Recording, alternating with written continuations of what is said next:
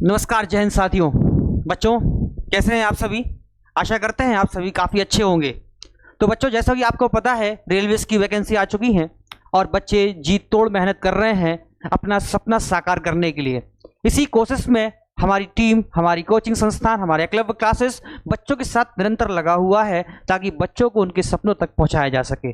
बच्चों, जैसा कि आपको पता है कि रेलवेज की वैकेंसी, और जैसा कि उसे पता है कि भौतिक विज्ञान, यानी कि अगर हम बात करें तो विज्ञान जो एक इंपॉर्टेंट टॉपिक है बेटा इस रेलवेज की परीक्षा में, उसके लिए आपके लिए बेटा हम सेट लेके आए हुए हैं। ठीक है, ये सेट बेटा जो 30 प्रश्न, जो 38 प्रश्न आपके सेट में आएंगे, वो प्रश्न बच्चों ऐसे होंगे आपके कि आपको उनके आंसर के साथ साथ उनकी डिटेल वेरिफिकेशन भी आपको मिलेगी, यानी डिटेल भी आपको मिलेगा कि उस क्वेश्चन को करते कैसे हैं, उस क्वेश्चन के पीछे का पूरा इतिहास क्या है। तो बच्चों, जिनके पास भी ये वीडियोस नहीं पहुंच पा रही है, उनको आप ज़्यादा से ज़्यादा शेयर कीजिए इस वीडियो को, ताकि बच्चों के पास वो वीडियो पहुंच सके और ज़्यादा से ज़्यादा बच्चे इसका लाभ उठा सके। जैसा कि बच्चों आपको बता दें, हमारे क्लब क्लासेस में बच्चों ऑफलाइन बैच स्टार्ट हो चुके हैं। हमारे अभी ऑफलाइन बैच 2 स्टार्ट हुए हैं, जो एक मॉर्निंग में 7 to 10 और इवनिंग में 4 to 7 यानी 4 से 7 लग रहे हैं।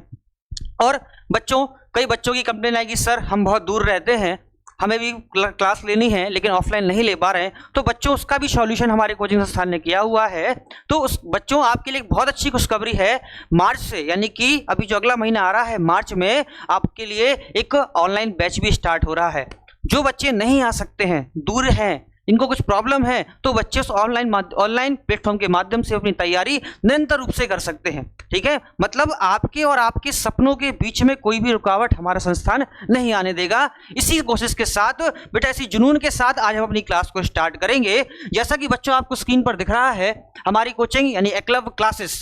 बच्चों, अगर इसकी बात करें तो ये संस्थान एक परिवार है जो आपके सपनों के पीछे लगा हुआ है ताकि जल्दी से जल्दी आपको ये सपने मिल सके। चलिए स्टार्ट करते हैं बेटा। देख सकते हैं बेटा, सेट नंबर 1 हम पढ़ रहे हैं, साइंस का सेट नंबर 1 हम बात करेंगे। अगर आप देखें बच्चों, ये हमारा यूट्यूब चैनल है क्लब क्लासेस झांसी के नाम से। यहाँ पर आपको बेटा जो भी प्रतियोगी परीक्षा निकलती है, कंपटीशन के एग्जाम निकलते हैं, उसके बारे में पूरी जानकारी, उनके सिलेबस, आप कैसे अपनी स्ट्रेटेजी बना सकते हैं, कैसे अपने प्लान बना सकते हैं और कैसे अपने सपनों को साकार कर सकते हैं। ठीक है, उसके बाद बेटा व्हाट्सएप के नंबर के माध्यम से भी आप कोई जानकारी प्राप्त कर सकते हैं। कोई क्वेरी है आपको तो इसके कांटेक्ट कर सकते हैं। फेसबुक में भी बेटा आप हमें फॉलो कर सकते हैं क्लब क्लासेस झांसी के नाम से। इंस्टाग्राम पे भी बेटा चैनल बना हुआ है क्लब क्लासेस झांसी के नाम से। और टेलीग्राम बेटा, जैसा मैं आपको स्टार्टिंग से बताया हूँ, ये टेलीग्राम का चैनल आपके लिए काफी इंपॉर्टेंट है बेटा, क्योंकि इस चैनल के माध्यम से आपको क्लास की सारी पीडीएफ, सारे नोट्स जो हमारी संस्थान ने दिन रात मेहनत करके बच्चों के लिए लगाए हुए हैं, वो आपको यहाँ पर प्रोवाइड किए जाते हैं, जिनके माध्यम से आप अपनी तैयारी करके अपने सपनों को साकार कर सकते हैं। चलिए बच्चे, आगे बात करते हैं। आगे बात करेंगे जरा हम। यहां तक कि आपको स्क्रीन में बेटा दिख रहा है, ये हमारे कुछ चमकते हुए सितारे यानी कि ऑफलाइन क्लास के बच्चे हुए हैं जो निरंतर अपनी मेहनत पर लगे हुए हैं, अड़े हुए हैं कि इस बार नहीं, अगली बार नहीं, लेकिन नौकरी हम प्राप्त करके ही रहेंगे। देख सकते हैं बच्चों, हमारे जो कोचिंग संस्थान के ऑफलाइन बैच है या ऑफलाइन क्लासेस की भीड़ है जो लगातार अपने सपनों को साकार करने के लिए अपने मेहनत करती रह रही है। यहाँ पर देख सकते हैं बेटा, कुछ हमारे कोचिंग संस्थान के सिलेक्ट हुए छात्र हैं जो यहाँ पर सुशोभित हो रहे हैं। यहाँ पर बेटा मैं जैसे बताता जा रहा हूँ, हर वीडियो में आपको बताता हूँ कि यहाँ पर एक कॉलम आप लोगों की खाली कर दिया गया है, अगली फोटो आपकी। यानी कि अगर आप निरंतर प्रयास करते रहेंगे, अपने सपनों को साकार करेंगे, तो निश्चित ही बेटा आपकी फोटो पर यहां लगेगी, ताकि आपके फैमिली वाले, आपके परिवार वाले आपको गर्व कर सके। देख सकते हैं बेटा आप। चलिए आगे बात करेंगे। आगे बात करते हैं बेटा, अपने क्वेश्चन नंबर फर्स्ट की तरफ बढ़ेंगे। जल्दी से जल्दी बेटा इसको नोट करिए। क्वेश्चन नंबर फर्स्ट क्या कह रहा है बेटा? ये फिजिक्स आज जो हम क्लास पढ़ेंगे अपनी, आज जो हम क्लास पढ़ेंगे बेटा अपनी, उस क्लास में जो प्रश्नों का संग्रह होगा, उन प्रश्नों को हम क्या करेंगे बेटा, आंसर के साथ साथ, हमें आंसर तो करना ही करना है, आंसर के साथ साथ उससे रिलेटेड क्या क्या क्वेश्चन बन सकते हैं जो आपके पेपर में काफी इंपॉर्टेंट आएंगे। तो जल्दी से कॉपी पेन उठाइए, जल्दी से बेटा नोट करिए। ठीक है, क्योंकि बिना हाथ चलाए हुए आप सक्सेस नहीं बन सकते, यह प्रगति का नियम है। ठीक है, तो वीडियो देख के कुछ नहीं होगा, आपको हाथ भी चलाने पड़ेंगे। ठीक है, चलिए बेटा, इस जैसा कि आपको स्क्रीन पर दिख रहा है, पहला क्वेश्चन क्या कह रहा है? पहला क्वेश्चन कह रहा है बेटा, उत्तल दर्पण द्वारा बना प्रतिबिंब कैसा होता है? बहुत बढ़िया प्रश्न है भैया, उत्तल दर्पण द्वारा बना प्रतिबिंब कैसे होता है? चलिए थोड़ा मैं इसको थोड़ा बेसिक के बारे में बता दूं आपको। ठीक है, जरा मेरी बात को ध्यान से सुनिएगा। ठीक है, उत्तल दर्पण बेटा। तो पहले हम बात करते हैं बेटा दर्पण, कि दर्पण होता क्या है। ठीक है, दर्पण होता है, जो इंग्लिश माध्यम के बच्चे हों बेटा वो ध्यान रखेंगे, मिरर। ठीक है, यानी कांच का एक ऐसा टुकड़ा जिसके एक साइड पर मैं पॉलिश कर दूं और दूसरा साइड परावर्तक तल का कार्य करेगा, वो क्या कहलाएगा, हमारा दर्पण कहलाएगा। बेटा अगर दर्पण की हम टाइप की बात करें तो दर्पण हमारे दो प्रकार के होते हैं। पहला होता है बेटा हमारा गोली दर्पण और दूसरा होता है हमारा समतल दर्पण। कौन कौन सा बेटा, एक होता है हमारा गोली दर्पण, एक होता है सर्पण दर्पण। गोली को बेटा हम बोलते हैं स्पेरिकल मिरर, क्या बोलते हैं बेटा, स्पेरिकल मिरर, और समतल को बोलते हैं हम लोग प्लेन मिरर। बात समझ में आ रही है, बात समझ में आ रही है कि दर्पण क्या होता है बेटा, कांच का टुकड़ा, एक साइड पॉलिश कर दी। ठीक है, दो प्रकार के हो गए, गोली दर्पण और समतल दर्पण। अब बेटा ये गोली दर्पण होते हैं, ये भी हमारे दो प्रकार के होते हैं। कौन कौन से बेटा, एक होता है उत्तल, दूसरा होता है हमारा अवतल। कौन कौन सा, उत्तल और अवतल। अब बेटा उत्तल को क्या बोलते हैं, उत्तल को बोलते हैं हम लोग कॉन्वेक्स। ठीक है, और कौन इसको क्या बोलते हैं हम लोग, कॉनकेव। ठीक है, कहीं कहीं कनकेव भी बोलते हैं। अब बेटा यहां से 3-4 क्वेश्चन बन सकते हैं। देखिए यहां से क्वेश्चन कौन कौन से बन सकते हैं, जरा एक बार देखेंगे हम लोग। सबसे पहले बेटा फोकस दूरी का क्वेश्चन बन सकता है, यानी उत्तल दर्पण की फोकस दूरी कैसी होती है, उत्तल दर्पण की फोकस दूरी बेटा कैसी होती है। तो ध्यान रखना बेटा, उत्तल दर्पण की जो फोकस दूरी होती है वो हमेशा धनात्मक होती है, यानी पॉजिटिव हो सकती है। दूसरा क्वेश्चन बेटा पूछ सकते हैं कि अवतल दर्पण की फोकस दूरी कैसी होती है, तो अवतल दर्पण की जो फोकस दूरी होती है वो ऋणात्मक होती है। और समतल दर्पण की अगर फोकस दूरी की बात करें, समतल दर्पण की जो फोकस दूरी होती है बेटा वो कैसी होती है, हमारी अनंत। ये बेटा काफी इंपॉर्टेंट है पेपर की दृष्टि से, कई बार पेपर में पूछा गया है कि समतल दर्पण की फोकस दूरी कितनी होती है। ठीक, चलिए अब हम बात करते हैं बेटा उत्तल दर्पण अवतल दर्पण के बारे में। तो जो उत्तल दर्पण बेटा होता है हमारा, ये हमेशा बेटा काल्पनिक और हमारा सीधा प्रतिबिंब बनाता है, यानी आभासी। काल्पनिक को हम बेटा शॉर्ट फॉर्म में क्या बोल सकते हैं, अगर एग्जाम्पल में आपको क्वेश्चन पेपर में कहीं काल्पनिक लिखा नहीं दिखेगा तो वहां पर आपको आभासी दिखा जाएगा। ठीक है, क्या दिख जाएगा बेटा, आभासी। बात समझ में आ रही है, यानी कि ऑप्शन नंबर सी इसमें बिल्कुल हमारा राइट आंसर होगा, यानी कि उत्तल दर्पण बेटा एक आभासी और सीधा प्रतिबिंब बनाता है। वहीं अगर हम बात करते हैं अवतल दर्पण के बारे में, अगर हम बात करें बेटा अवतल दर्पण यानी कि कॉनकेव मिरर, तो ये बेटा क्या करता है, ये हमारा वास्तविक प्रतिबिंब बनाता है। क्या बनाता है बेटा, वास्तविक। वास्तविक का मतलब होता है रियल प्रतिबिंब बनाता है। ठीक है, और कैसा बनाता है बेटा, उल्टा। कैसा बनाता है, उल्टा। उल्टा यानी कि इन्वर्टेड प्रतिबिंब हमारा बनाता है। बात समझ में आ रही है। ये बेटा ये प्रश्न वो लेके आए हुए हैं आपके सामने कि ये क्वेश्चन के माध्यम से मैं कोशिश कर रहा हूं कि आपको अधिक से अधिक कंटेंट प्रोवाइड कर सके, ताकि जिन्होंने क्लास भी नहीं ली है तो बेटा इस क्वेश्चनों के माध्यम से वो पूरी साइंस कंप्लीट कर सके। ठीक है, जल्दी से नोट करिए बेटा, जल्दी से स्क्रीनशॉट लीजिए। चलिए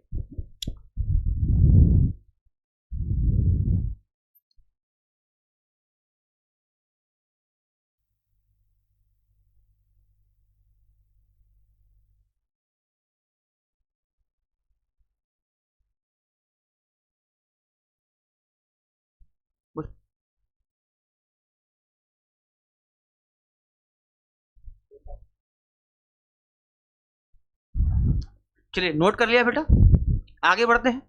चलिए अगला क्वेश्चन क्या कह रहा है हमारे सामने, देख रहे हैं जैसा कि आपको स्क्रीन पर दिख रहा है बेटा, रेलवे सेट। ठीक है, यानी कि आपकी तैयारी हम लोग निरंतर रूप से कराते चले जा रहे हैं। चलिए देख लेंगे बेटा, दूसरा क्वेश्चन लिखा है हमारा कि गोलीय दर्पण की फोकस दूरी उसकी वक्रता त्रिज्या की कितनी होती है। बहुत ही प्यारा क्वेश्चन बेटा, बहुत ही प्यारा क्वेश्चन है ये, और ये बोर्ड में पूछा गया होगा। ठीक है, जो लोगों ने 10th और 12th का एग्जाम दिया होगा उसमें पूछा गया होगा बेटा गोली दर्पण की फोकस दूरी उसकी वक्रता त्रिज्या की कितनी होती है। ठीक है, अगर बेटा आपने फिजिक्स में पढ़ा हो तो एक फॉर्मूला होता है बेटा R बराबर 2F। क्या होता है बेटा, R बराबर 2F, जहां पर बेटा R क्या होती है, उसकी R जो होती है वो गोलीय दर्पण की बेटा क्या होती है, वक्रता त्रिज्या होती है। क्या होती है बेटा, वक्रता त्रिज्या। ठीक है, नहीं रेडियस ऑफ कर्वेचर। और जो बेटा F होता है, F क्या होता है, F होता है बेटा उसकी फोकस दूरी। F क्या होता है, उसकी फोकस दूरी। ठीक है, अगर मैं इस रिलेशन से बात करूं, इससे बेटा क्वेश्चन दो तरीके से पूछा जा सकता है। दो तरीके से कैसे, अब उन्होंने क्या पूछा है कि उन्होंने क्वेश्चन कह रहा है बेटा फोकस दूरी वक्रता त्रिज्या की कितनी होगी। ठीक है, हमने एक रिलेशन पढ़ लिया बेटा, क्या पढ़ लिया हमने, R बराबर 2F। ठीक है, R बराबर 2F पढ़ लिया, यानी कि जो वक्रता त्रिज्या है वो फोकस दूरी का डबल यानी दुगना होती है। अब पूछा उन्होंने उल्टा है कि फोकस दूरी कितना होता है, तो बेटा हम इसको लिख सकते हैं, फोकस दूरी क्या होगी बेटा, R/2 हो जाएगी। कितनी हो जाएगी बेटा, R/2। अब देखो जरा, क्या इससे हमें आंसर मिल रहा है, क्या इससे हमें आंसर मिल रहा है, देखेंगे जरा कुछ, देखो साफ साफ मिल रहा है बेटा। फोकस दूरी उसकी वक्रता त्रिज्या की कितनी होती है बेटा? आधी होती है। कितनी होती है? आधी होती है। तो आधी कहाँ है बेटा? ऑप्शन नंबर ए हमारा बिल्कुल राइट आंसर होगा। बात समझ में आ रही है? बात समझ में आ रही है कि नहीं आ रही है? अगर आपसे पूछते कि वक्रता त्रिज्या फोकस दूरी की कितनी होती है तो दुगनी होती है, और अगर फोकस दूरी वक्रता त्रिज्या कितनी होती है बेटा? तो आधी, जैसा कि हमारे क्वेश्चन में पूछा गया था कि फोकस दूरी उसकी वक्रता त्रिज्या की क्या होती है बेटा? आधी होती है। यानी कि ऑप्शन नंबर ए हमारा बिल्कुल राइट आंसर हो जाएगा। जल्दी से स्क्रीनशॉट लीजिए बेटा इसका, जल्दी से नोट करिए। चलिए आगे बढ़ते हैं अपने अगले क्वेश्चन की तरफ। अगला क्वेश्चन क्या कह रहा है? चलिए अगला क्वेश्चन बहुत ही प्यारा क्वेश्चन। चलिए अगला क्वेश्चन बेटा कह रहा है कि हजामत बनाने के लिए किस दर्पण का व्यवहार किया जाता है? व्यवहार यानी कि उपयोग। ठीक है, हजामत क्या होता है बेटा? हजामत मतलब होता है दाढ़ी बनाना। ठीक है, पेपर में अगर हजामत लिख के नहीं आएगा ना तो वहां क्या आ जाएगा? वहां जाएगा आपसे पूछ लेगा भाई दाढ़ी बनाने के लिए। ठीक है, दाढ़ी बनाते हो ना, तो आप तो कहोगे भैया घर में कोई भी चीज हम दाढ़ी बना लेंगे, लेकिन नहीं, भौतिक विज्ञान में, फिजिक्स में हर चीज का एक अपना अपना महत्व होता है। ठीक है, कई बच्चे कहते हैं कि नहीं सर दाढ़ी तो हम ऐसी बना लेंगे, ठीक है, लेकिन नहीं, दाढ़ी बनाने के लिए बेटा, हजामत करने के लिए आपको ध्यान रखना है हमेशा अवतल दर्पण का ही इस्तेमाल किया जाता है। अवतल दर्पण, अच्छा अवतल दर्पण का क्यों करते हैं? ठीक है, आप सभी पूछते हैं अवतल दर्पण का ही क्यों करते थे? क्योंकि अवतल दर्पण बेटा क्या करता है, हमारी जो वस्तु होता है उसका वास्तविक प्रतिबिंब बना के देता है। ठीक है, वास्तविक यानी कि जो चीज बड़ी होती है ना उसको हल्का छोटा कर देगा। ठीक है, अगर देखो मैं अवतल दर्पण की अगर बात करूं, ये देखिए ये अवतल दर्पण होता है बेटा। अवतल दर्पण एक गोली दर्पण का प्रकार होता है, अभी हमने पढ़ा है ना। तो अवतल दर्पण में क्या होता है बेटा, इसके बाहर की तरफ पॉलिश होती है, यानी बाहर वाले सरफेस पे क्या होती है, पॉलिश कर दी जाती है। और अगर कोई प्रकाश किरणें बेटा इस पर आती है ना, देखिए इस पर अगर प्रकाश किरणें बेटा आती हैं तो ये क्या करता है, उनको एक स्थान पर केंद्रित कर देता है। उनको एक स्थान पर केंद्र मतलब उनको सिकोड़ देता है, सिकोड़ने का काम करता है। ठीक है, उनको एक स्थान पर क्या कर देता है बेटा, सिकोड़ देता है। ठीक है, क्योंकि ये झुका देता है, इसलिए बेटा हम अवतल दर्पण का एक अगर अन्य नाम भी पूछें आपसे तो याद रखना है बेटा, अवतल दर्पण को अभिसारी दर्पण भी बोलते हैं। क्या बोलते हैं बेटा? अवतल दर्पण को अभिसारी दर्पण भी बोलते हैं। जो मैं बता रहा हूं बेटा इसको आप नोट करते चलना। ठीक है, ये बहुत इंपॉर्टेंट है कि अवतल दर्पण को अभिसारी दर्पण बोलते हैं, क्योंकि ये क्या करता है, ये प्रकाश किरणों को झुका देता है, एक पॉइंट पर मिला देता है। ठीक है, तो अवतल दर्पण को बेटा क्या बोलते हैं, अभिसारी। वहीं अगर मैं बात करूं बेटा, वहीं अगर मैं बात करूं उत्तल दर्पण के बारे में, ठीक है, किसके बारे में बात करेंगे हम, उत्तल दर्पण के बारे में बात करेंगे। तो उत्तल दर्पण क्या करता है बेटा, अगर देखो उत्तल दर्पण क्या होता है बेटा, फिर वही गोली दर्पण। ठीक है, लेकिन बेटा ध्यान रखना है आपको कि जो अवतल दर्पण था इसके बाहर सरफेस से पॉलिश की थी हमने, यानी कि जो उभरा हुआ पार्ट था। लेकिन उत्तल दर्पण में क्या करेंगे, हम अंदर वाले पार्ट पे पॉलिश कर देंगे, यानी कि अंदर साइड में क्या कर देंगे, हम इसमें पॉलिश कर देंगे। लेकिन अब होता क्या है बेटा कि जब प्रकाश की किरणें इस पर गिरती हैं, देखो जब प्रकाश की किरणें बेटा, जैसे ये हमारी मुख अक्ष होती है, अब जब प्रकाश की किरणें बेटा इस पर आएंगी तो ये क्या करेगा, प्रकाश किरणों को फैला देगा। क्या करेगा बेटा, प्रकाश किरणों को फैला देगा। ये फैलाने का काम करता है, ये समेटेगा नहीं, ये क्या करेगा, उनको फैला देगा। बात समझ में आ रही है? यानी कि क्या करेगा, उन प्रकाश किरणों को फैला, डाइवर्ज कर देगा। ठीक है, इसलिए इसको क्या बोलते हैं, इसका बेटा नाम होता है अपसारी दर्पण। क्या होता है बेटा, अपसारी दर्पण। अपसारी दर्पण यानी इसको बोलते हैं डाइवर्जिंग मिरर। ठीक है, अवतल दर्पण क्या करता है, मिला देता है, तो अभिसारी दर्पण ये क्या करता है बेटा, फैला देता है, यानी कि अपसारी दर्पण। बात समझ में आई? तो हजामत बनाने के लिए किस दर्पण का इस्तेमाल करना है बेटा, हमें अवतल दर्पण करना है। अगर मैं थोड़ी और बात बोलूं आपसे, थोड़ी और बात कहूं कि अवतल दर्पण का इस्तेमाल और कहाँ का करते हो बेटा, और कहाँ का इसका इस्तेमाल कर सकते हैं, तो बेटा पहला तो हो गया क्या हमारा, दाढ़ी बनाने में। ठीक है, क्या बनाने में बेटा, दाढ़ी बनाने में, दाढ़ी बनाने में। ठीक है, और कहाँ इस्तेमाल कर सकते हैं, और सर जी कहाँ इस्तेमाल कर सकते हैं बेटा, और इसका इस्तेमाल कर सकते हैं जो डॉक्टर के जाते हैं ना, हम लोग जो डॉक्टर के जाते हैं तो दांत के अंदर, जैसे दांत खराब हो जाते हैं ना तो दांत के अंदर वो मशीन ला के देखता है। ठीक है, तो जो दंत चिकित्सक होते हैं बेटा, डेंटिस्ट जिनको बोलते हैं, जो दंत चिकित्सक, ठीक है, जो दंत चिकित्सक होते हैं ना बेटा, वो भी क्या करते हैं बेटा, अवतल दर्पण ही इस्तेमाल करते हैं। बात समझ में आ रही है? जल्दी से स्क्रीनशॉट लीजिए इसका, जल्दी से स्क्रीनशॉट ले। आगे बढ़ते हैं फिर अपने अगले क्वेश्चन की तरफ।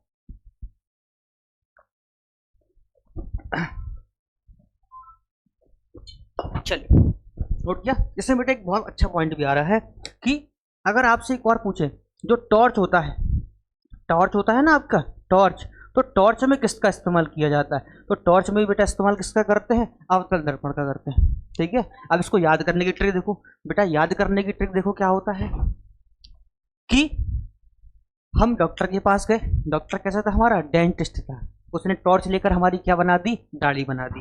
तो डेंटिस्ट ने टॉर्च लेकर हमारी दाढ़ी बना दी, इससे याद कर सकते हो क्या बेटा आप? अवतल दर्पण। जल्दी से नोट करिए बेटा, नोट हो गया हो? आगे बात करें, चलिए बहुत बढ़िया। क्लास को धैर्यपूर्वक लीजिए, धैर्यपूर्वक लीजिए, एक एक कंटेंट आपका क्लियर होगा, एक एक कंटेंट आपका क्लियर होगा, विश्वास रखिए। चलिए आगे बेटा बात करते हैं। अगला क्वेश्चन कह रहा है द्रव का आपेक्षिक घनत्व मापा जाता है। आपेक्षिक घनत्व यानी कि डेंसिटी, रिलेटिव डेंसिटी हम मेजर कर सकते हैं किससे? बेटा अगर हम बात करें तो द्रव का आपेक्षिक घनत्व, ठीक है, किससे मापते हैं बेटा? घनत्व जो होता है द्रव का वो हम मापते हैं किससे? हाइड्रोमीटर से। किससे करते हैं? हाइड्रोमीटर से। अब देखो स्मार्ट वर्क कैसे करना है, आंसर तो चल गया ना हमें पता कि हाइड्रोमीटर से भैया क्या करते हैं? द्रव का आपेक्षिक घनत्व ज्ञात करते हैं। लेकिन इस क्वेश्चन के माध्यम से हम बाकी 3 अन्य का भी आंसर ज्ञात करेंगे। ठीक है, अब पहला आता है बेटा हाइग्रोमीटर। क्या आता है? हाइग्रोमीटर। तो बेटा ध्यान रखना कि हाइग्रोमीटर से हम माप करते हैं बेटा आर्द्रता की। किसकी करते हैं? आर्द्रता। किसकी करते हैं बेटा? आर्द्रता। ठीक है, नमी, ह्यूमिडिटी। ठीक है, इसकी मेजरमेंट करते हैं हम किससे? हाइग्रोमीटर से। दूसरा आता है रेन गेज। बहुत बढ़िया बेटा क्वेश्चन है। रेन गेज से क्या करते हो बेटा? रेन गेज से करते हैं हम वर्षा की माप। ठीक है, वर्षा की माप यानी कितनी बारिश हुई, कितनी बारिश हुई। पेपर में पढ़ते हो ना, आज इतनी इतनी बारिश हुई। ठीक है, तो मापते कैसे हैं बेटा? इससे रेन गेज से मापते हैं। अब आता है बेटा ओडोमीटर। क्या होता है? ओडोमीटर से हम क्या करते हैं? तो बेटा गाड़ी से चलाते होंगे, 4 व्हीलर भी 2 व्हीलर भी, तो अगर आप गाड़ी में देखेंगे तो गाड़ी में एक डिस्टेंस नापने का भी एक मीटर होता है कि गाड़ी कितनी दूर तय करती है। ठीक है, गाड़ी में अंदर देखेंगे तो 2 टाइप के मीटर होते हैं। पहला बेटा होता है स्पीडोमीटर। क्या होता है? स्पीडोमीटर। कौन सा मीटर बेटा? स्पीडोमीटर। जैसा कि आपको देखने में लग रहा है कि उसमें लिखा है बेटा स्पीडो। स्पीडो का मतलब क्या होता है? स्पीड। यानी स्पीडोमीटर क्या करता है बेटा? स्पीड नापता है। किसकी स्पीड नापेगा बेटा? गाड़ी की स्पीड नापेगा, यानी गति नापेगा। ठीक है, और दूसरा आता है हमारा ओडोमीटर। बेटा ओडोमीटर क्या करता है? ये गाड़ी के द्वारा तय की गई दूरी को नापता है। ठीक है, यानी वाहन द्वारा तय दूरी। क्या द्वारा बेटा? वाहन द्वारा तय दूरी को नापता है। बात समझ में आई? यानी कि अगर हम बात करें बेटा तो इस एक क्वेश्चन से हमने लगभग 8-9 क्वेश्चन अपने कंप्लीट कर लिए। पढ़ाई ऐसी ही करनी है। अगर आप ऐसे ही पढ़ेंगे तो यकीन मानिए कि इस बार 2025 से पहले 2024 पे आपके हाथ में आपकी गवर्नमेंट जॉब होगी। ठीक है, पढ़ाई हमें ऐसे ही करना है। चलिए नोट करिए बेटा, जल्दी से नोट करेंगे, आगे बढ़ेंगे। जो चीज़ें आपको बेटा बताई जाए उन चीज़ को तुरंत नोट करते रहना है। ठीक है, उनको नोट करना है बहुत अच्छे से। चलिए अगला क्वेश्चन देखो बेटा, बहुत ही बढ़िया प्रश्न है बेटा। अगला क्वेश्चन कह रहा है आपसे कि दूध की शुद्धता किस यंत्र से नापी जाती है? हालांकि बेटा दूध शुद्ध तो मिलता नहीं है, पानी मिला तो शुद्ध मिलना ही है, लेकिन फिर भी अगर आपको नापने का मन करे कभी तो कि दूध की शुद्धता किस यंत्र से नापेंगे, कैसे पता करेंगे कि दूध प्योर है कि इम्प्योर है? तो बेटा ध्यान रखना, दूध की जो शुद्धता मापी जाती है वो किससे नापी जाती है? वो मापी जाती है लैक्टोमीटर से। किससे मापी जाती है बेटा? लैक्टोमीटर से। ठीक, अब ये बाकी के 3 क्या करेंगे? तो पता है हम दूध की शुद्धता किससे नापेंगे? हम लैक्टोमीटर से। अगर हम बाकी के तीनों की बात करें बेटा तो फैदोमीटर। ठीक है, फैदोमीटर। फैदो से याद करो बेटा, फिजिक्स में याद करो, फैदो से फैदम। ठीक है, फैदो क्या करता है बेटा? फैदो करते हैं हम लोग गहराई नापने के लिए। ठीक है, किसकी नापने के लिए बेटा? गहराई, डेप्थ, टू फाइंड डेप्थ, यानी कि गहराई नापने के लिए। बात समझ में आ रही है? गहराई नापने के लिए हम लोग यूज करते हैं किसका? फैदोमीटर का। ठीक है, तीसरा पॉइंट देख रहे हैं हाइग्रोमीटर। अभी हम पढ़ चुके हैं, अभी हमने पढ़ा बेटा, जिसको पता जल्दी से बताइए आंसर क्या होता है? हाइग्रोमीटर। हाइग्रोमीटर से बेटा क्या करते हैं हम लोग? आर्द्रता। क्या नापते हैं बेटा? आर्द्रता।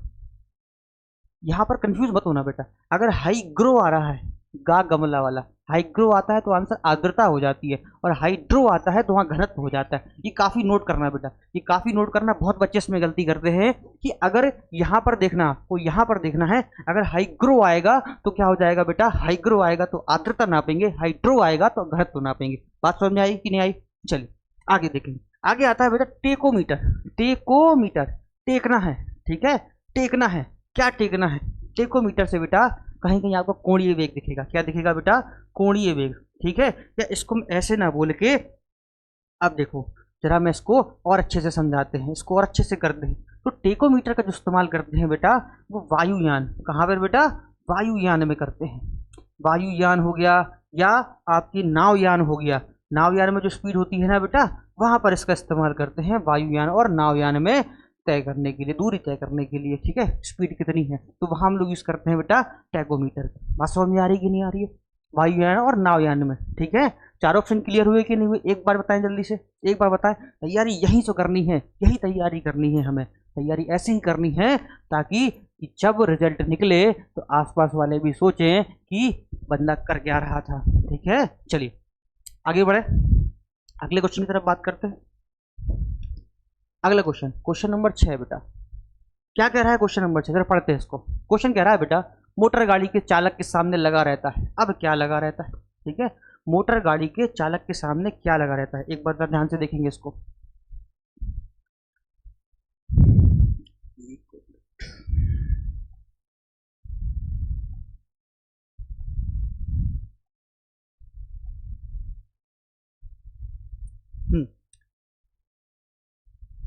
चलो नोट करिए बेटा, मोटर गाड़ी के चालक के सामने लगा रहता है, मोटर गाड़ी के चालक के सामने क्या लगा रहता है, इसको देखना जरा। मोटर गाड़ी जानते हैं बेटा, फोर व्हीलर, ठीक है। अब जा रहे हैं तो सामने कहाँ, सामने अगर देखेंगे ड्राइवर की सीट पे ऊपर एक मिरर लगा रहता है, बड़ा अच्छा लगता है, इसमें हम लोग शक्ल वगैरह देखते हैं ना अपने, बढ़िया सही कर लो, चश्मे वश्मे लगा लो, ठीक है। तो उसमें कौन सा दर्पण लगा रहता है बेटा, दर्पण होता है, लेंस होता है, क्या होता है, हमें पहले इस चीज का आंसर देना है, ठीक है। तो बेटा अगर आप ध्यान रखें तो गाड़ी का जो इधर वाला मिरर होता है वहां हमेशा उत्तल दर्पण लगा रहता है, कौन सा दर्पण बेटा, उत्तल दर्पण। बात समझ में आ रही है, यानी कि कॉन्वेक्स मिरर, कौन सा बेटा, कॉन्वेक्स मिरर लगा रहता है। क्यों सर जी, ऐसा क्यों होता है, कॉन्वेक्स क्यों होता है, कॉन्केव लगा दे तो क्या होगा बेटा, कॉन्वेक्स इसलिए लगाते हैं, कभी आप गाड़ी में बैठ के नोट करें, अगर जो दर्पण से आप देखेंगे तो आपको जो गाड़ी के पीछे वाला शीशा होता है ना, जहाँ पे पीछे लोग बैठते हैं पीछे शीशा लगा रहता है, केवल उतना ही शीशा दिखता है आपको। आप सोचिए बहुत पीछे का दिख जाए तो नहीं दिखता, ठीक है। लेकिन वहीं जो ड्राइवर के आजू बाजू जो साइड मिरर लगे रहते हैं ना, वहां पर अवतल का यूज कर देते हैं, क्यों, क्योंकि ड्राइवर को बेटा बहुत पीछे तक आराम से दिखना चाहिए, यानी कि बहुत पीछे का प्रतिबिंब एक छोटे रूप में दिख जाए, तो वहां हम लोग अवतल का इस्तेमाल कर देते हैं। यहाँ तो हमें क्या देखना, कल पीछे का ही तो देखना है, ठीक है। साइड के लिए तो हम वो लगाए हुए हैं, अवतल दर्पण लगाए हुए हैं, लेकिन अगर ऊपर की बात करें तो वहां हमेशा बेटा कौन सा लगाते हैं हम लोग, उत्तल दर्पण लगाते हैं। बात समझ आई, क्वेश्चन समझ में आया, ठीक। बेटा गलती मत करना, जो क्वेश्चन बड़े ध्यान से सुन रहे हो, अगर ये दोबारा कभी क्वेश्चन मिले तो इन पर गलती बिल्कुल नहीं करना। चलो आगे बात करें, आगे बात करते हैं। अगला देखो, अगला क्वेश्चन कह रहा है बेटा, फोटोग्राफिक कैमरे का अभिदर्शक क्या होता है, बहुत बढ़िया। अब कई लोग क्या करेंगे, इसी में कंफ्यूज हो जाएंगे, अभिदर्शक क्या होता है, ठीक है। अगर हम बेटा बात करें अभिदर्शक, अभिदर्शक यानी कि पूरा अगर समझे तो अभिदर्शक लेंस बोल सकते हैं इसको। अभिदर्शक मतलब क्या, जो वस्तु की तरफ होता है उसे अभिदर्शक बोलते हैं, और जो नेत्र की तरफ होता है उसे अभिनेत्रक बोलते हैं, ठीक है। यानी इसको इंग्लिश में बोले तो ऑब्जेक्टिव लेंस, ठीक है। अगर अभिनेत्रक होता तो आई पीस लेंस, ठीक है।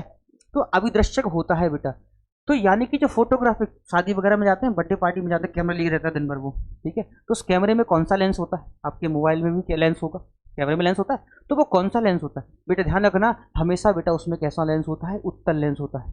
उत्तल लेंस क्यों होता है बेटा, क्योंकि फोकस करता है, ठीक है। क्यों करता है ये, इसको करते हैं हम फोकस के इस्तेमाल के लिए, क्योंकि फोकस बड़ी जल्दी कर लेता है ये, ठीक है। हम लोग भी मोबाइल में जब फोटो लेते हैं ना, तो एक बार डबल डबल क्लिक कर देते हैं कि जल्दी से फोकस हो जाए ये, ठीक है, फोटो अच्छी आ सके, तो उत्तल लेंस का इस्तेमाल करते हैं। यहीं से बेटा एक क्वेश्चन बन सकता है कि आंख, यानी मनुष्य की जो आंख होती है ना, आई, उस आंख में कौन सा लेंस यूज होता है, यानी हमारी आई में कौन सा लेंस होता है बेटा, तो ध्यान रखना आई में भी हमारा उत्तल लेंस का इस्तेमाल होता है।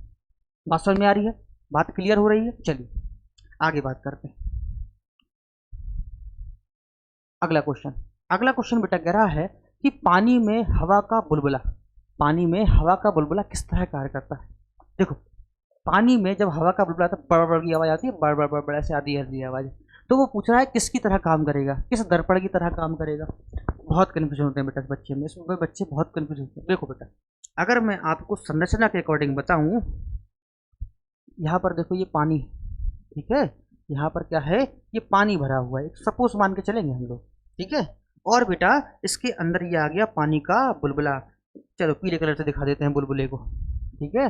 जो बुलबुला बेटा आता है कुछ ऐसा आता है, ठीक है, यानी कि अगर देखें तो इसके जो दोनों पृष्ठ हैं बेटा, इसके जो दोनों पृष्ठ होते हैं वो उत्तल की तरह काम करते हैं। किसकी तरह? उत्तल की तरह काम करते हैं। तो आंसर तो उत्तल आना चाहिए।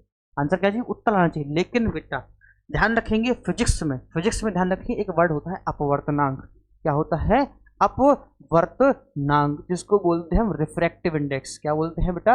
Refractive index. अब एक ही क्लास में बेटा एक्सप्लेन नहीं कर पाऊंगा, उसके लिए आपको क्लासेस लेनी पड़ेंगी, पूरा कोर्स करना पड़ेगा। जितना मैं कोशिश करता हूँ आपको बताने की उतना मैं बता रहा हूँ। ठीक है, अपवर्तनांक जो होता है तो ध्यान रखना बेटा कि जो जल का अपवर्तनांक होता है, यानी कि जो जल का अपवर्तनांक, ठीक है, जो जल का अपवर्तनांक होता है बेटा वो ज्यादा होता है किससे? वो ज्यादा होता है हवा के अपवर्तनांक से, यानी वायु के अपवर्तनांक से ज्यादा होता है वायु का अपवर्तनांक। ठीक है, तो जब ये जल का अपवर्तनांक वायु के अपवर्तनांक से ज्यादा हो जाएगा, यानी refractive index of water is greater than the refractive index of air, तब क्या होगा? तब जो काम होगा, यानी कि जो दिखने वाला उत्तल लेंस है वो बेटा उल्टा काम करेगा, यानी उत्तल का उत्तल क्या हो जाएगा? अवतल। यानी कि इस क्वेश्चन का बेटा आंसर क्या आएगा? इस क्वेश्चन का जो आंसर आएगा वो आएगा बेटा अवतल लेंस, यानी ऑप्शन नंबर डी हमारा बिल्कुल राइट आंसर होगा। यानी कि पानी में जो बुलबुला होगा वो किस तरह काम करेगा? वो काम करेगा बेटा हमारा अवतल लेंस की तरह। बात समझ में आ रही है? कई बच्चे बेटा इसमें कन्फ्यूजन होते हैं, कई बच्चों को कन्फ्यूजन आती है कि सर वो दिखने में तो उत्तल लगता है लेकिन बेटा उत्तल नहीं होता। इसका रीजन क्या है? उसका रीजन मात्र है अपवर्तनांक।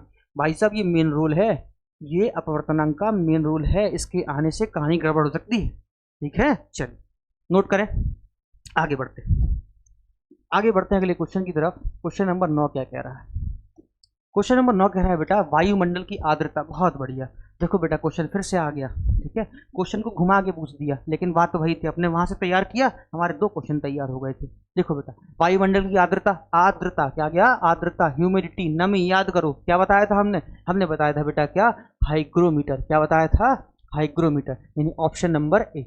अब बाकी 3 को भी पढ़ लेते हैं एक बार, ठीक है, क्योंकि तैयारी कर रहे हैं अभी हम लोग। हाइड्रोमीटर बेटा क्या करता है? हाइड्रो, देखो आगे हाइग्रो बताया था, हाइड्रो क्या आता है बेटा? घनत्व। क्या आता है बेटा? घनत्व, यानी द्रव का जो घनत्व होता है, रिलेटिव डेंसिटी, उसका इस्तेमाल किसमें करते हैं बेटा? हाइड्रोमीटर से करते हैं। बैरोमीटर, बहुत बढ़िया, बैर, ठीक है, बैरोमीटर यानी कि बेटा वायुमंडलीय दाब, वायुमंडलीय दाब यानी एटमॉस्फेरिक प्रेशर। क्या बोलते हैं बेटा? Atmospheric pressure. ठीक है, यानी एटमॉस्फेरिक प्रेशर किससे नापते हैं बेटा? बैरोमीटर से। अल्टीमीटर, ठीक है, अल्टीमीटर बेटा अगर याद करो, अल्टीमीटर किससे बना? एल्टीट्यूड मतलब हाइट। क्या बोलते हैं? हाइट। यानी कि अल्टीमीटर का बेटा क्या करते हैं हम लोग? ऊंचाई नापते हैं। क्या नापते हैं? अल्टीमीटर से हम लोग नापते हैं ऊंचाई। बात क्लियर हो रही कि नहीं हो रही? अल्टीमीटर से नापते हैं ऊंचाई। अब ऊंचाई नापते किससे हैं? कई लोग पूछ रहे थे भैया ऊंचाई किससे नापोगे, तो ध्यान रखना बेटा समुद्र तल से। समुद्र तल से। कभी आप अगर रेलवे से यात्रा करें, ट्रेन से यात्रा करें, तो जब रास्ते में जाते हैं तो प्लेटफॉर्म आता है, तो प्लेटफॉर्म के किनारे व्हाइट कलर पीले कलर का बोर्ड लगा रहता है कि झांसी इतना दूर है, कानपुर इतना दूर है, कानपुर आ गया, झांसी आ गया। ठीक है, तो वहाँ पर बेटा वहाँ लिखा रहता है नीचे समुद्र तल से ऊंचाई। बहुत ध्यान से अगर देखेंगे आप तो वहाँ लिखा रहता है समुद्र तल से ऊंचाई। वो यही है बेटा। कैसे मापी गई होगी? वो अल्टीमीटर से ही हमारी मापी गई होगी। चलिए नोट करें बेटा, नोट करें, आगे बढ़ते हैं, आगे बढ़ते हैं। बहुत बढ़िया क्वेश्चन है भैया। भूकंप मापी यंत्र है, भूकंप। ठीक है, भूकंप क्या होता है बेटा? पहले हम बात करते हैं भूकंप होता क्या है। ठीक है, जो पृथ्वी के अंदर चट्टानें हैं जब वो हिलती डुलती हैं, ठीक है, तो उनसे पृथ्वी कंपन करने लगती। इसी को घटना को क्या बोलते थे? भूकंप बोलते थे। ठीक है, तो भूकंप को मापता कैसे है? भूकंप मापने का मतलब बेटा भूकंप की तीव्रता। ठीक है, भूकंप की तीव्रता कैसे मापी जाती है? तो बेटा ध्यान रखना, उसको नापते हैं हम सिस्मोग्राफ से। किससे नापते हैं बेटा? सिस्मोग्राफ। सिस्मोग्राफ एक ऐसा उपकरण है जिससे हम लोग क्या नापते हैं? भूकंप नापते हैं। चलिए अगर हम बात करते हैं, 3 हमारे पास दिए हैं। कार्डियोग्राफ। कार्डियोग्राफ क्या होता है बेटा? जो मेडिकल लाइन्स हो, यानी कभी मेडिकल गए हो आप, हॉस्पिटल गए हो, तो कहते हैं कार्डियोलॉजी करा लो। ठीक है, कार्डियोलॉजी बेटा यानी कि हृदय। कार्डियोलॉजी से संबंधित है हृदय। हृदय की गतिविधि सही है कि नहीं है, हृदय की लय से लय सही नहीं है कि नहीं, जो हृदय का जो साउंड होता है, ठीक है, जो हार्ट, अगर हम बात करें बेटा हार्ट, ठीक है, यानी कि हृदय, तो हृदय का जो साउंड होता है बेटा वो कैसी साउंड करता है? लव डव की आवाज़ करता है। किसकी करता है बेटा? Love Dove. लव डव की आवाज़ के साथ हमारा दिल धक धक धक धक करता है। ठीक है, कई लोग करते हैं साडा दिल करता धक धक, वो नहीं, धक धक नहीं है, वो क्या? लव डव है। बात समझ में आ रही है? कितना है बेटा, लब डब की आवाज करता है। तो हृदय की जो चाल है, जो लय है, उसको ज्ञात करने के लिए बेटा किसका इस्तेमाल करते हैं हम, कार्डियोग्राफ का। लिख दे रहा हूं मैं यहाँ पर, हृदय की लय, हृदय की लय। बात समझ में आ रही है, हृदय की लय, हृदय की लय मतलब दिल सही काम कर रहा है कि नहीं कर रहा है, ठीक है, इसका इस्तेमाल करते हैं कार्डियोग्राफ में। दूसरा आता है बेटा स्ट्रेबोस्कोप, बहुत बढ़िया, कई लोग तो पहली बार नाम सुन रहे होंगे इसका, स्ट्रेबोस्कोप का। बेटा स्ट्रेबोस्कोप ये इंग्लिश वर्ड है, अगर मैं इसको हिंदी में बात करूं, अगर मैं इसका हिंदी में बात करूं बेटा, तो स्ट्रेबोस्कोप बोलते हैं बेटा आवृत्तिदर्शी, ठीक है, क्या बोलते हैं बेटा, आवृत्तिदर्शी, आवृत्तिदर्शी। बहुत बढ़िया बेटा, बहुत बढ़िया। आवृत्तिदर्शी क्या होता है, देखो बेटा, जो लोग पहली बार इसको सुन रहे हैं ध्यान से सुनना इसकी कहानी जरा। आवृत्तिदर्शी यानी स्ट्रेबोस्कोप का, जब भी कोई वस्तु बेटा हम देखते हैं और जब वो वस्तु हमारे सामने से हटती है, तो ध्यान रखना बेटा, उस वस्तु की इमेज हमारा प्रतिबिंब यानी लगभग 1/16 से लेके 1/16 से लेके बेटा 1/10 सेकंड तक हमारे दिमाग में रहती है, ठीक है। यानी उस वस्तु के बारे में हम 1/16 से लेके 1/10 सेकंड तक हमारी वो इमेज यहाँ पर दिमाग में रहती है। यानी कि हम स्थिर वस्तु को भी, यानी कि गतिमान वस्तु को भी स्थिर रूप में समझ सकते हैं। तो यानी कि जब भी कोई चलायमान वस्तु होती है, गतिज वस्तु होती है, तो उसको स्थिर अवस्था में उसको नॉलेज ज्ञात करने के लिए, ठीक है, उसको ज्ञात करने के लिए, उसकी गति को ज्ञात करने के लिए, उसके बारे में अध्ययन करने के लिए हम लोग स्टेबोस्कोप का इस्तेमाल करते हैं। बात समझ में आ रही है, ठीक है। चौथा बेटा दिख रहा है डिक्टाफोन, बहुत बढ़िया। डिक्टाफोन क्या होता है, वो फोन नहीं है, हमें फोन लगाया कॉल चली गई, डिक्टाफोन है भैया। डिक्टाफोन क्या करता है, ये ऑडियो को रिकॉर्ड करने का काम करता है, ठीक है, रिकॉर्डिंग का काम करता है। किसको काम करता है बेटा, रिकॉर्ड करने का काम करता है। बात समझ में आ रही है, यानी कि ध्वनि को, यानी कि रिकॉर्ड करने का काम करता है हमारा डिक्टाफोन। आगे बढ़े, आगे बढ़ते हैं, समझ में आया चारों, आगे बढ़ते हैं। अगला क्वेश्चन क्या कह रहा है, अगला क्वेश्चन बेटा, ध्वनि की तीव्रता, ध्वनि की तीव्रता मापी जाती है।